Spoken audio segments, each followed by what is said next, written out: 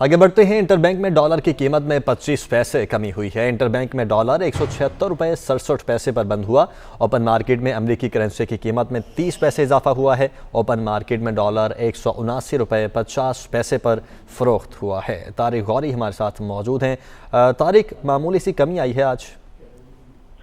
जी, इसकी सबसे बड़ी वजह तो यह है कि इस वक्त हम देख रहे हैं कि काफी हद तक स्टेट बैंक की जानिब से कड़ी निगरानी की जा रही है, खासतौर पर जो डॉलर की स्मगलिंग के हवाले से भी बात की थी और जो डॉलर की सेल परचेज के हवाले से इन्होंने सख्त शराइत अब रखी है कि किसी भी सूरत में कोई भी अगर डॉलर को परचेज करेगा तो उसके लिए शनाख्ती कार्ड और उसके जो है वो थंब इम्प्रेशन जो है वो लिए जाएंगे। तो ये तमाम शराइत है। इसके अलावा जो है कुछ डॉलर की जो ऑफिशियली तरीके से जो डॉलर बाहर लेकर जा रहे थे उसकी भी हद मुकर्रर कर दी गई है।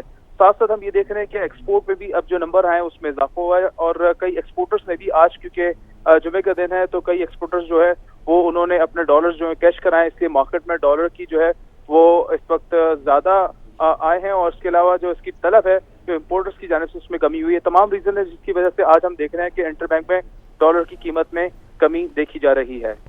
ठीक है, बहुत शुक्रिया आपका तारिक गौरी।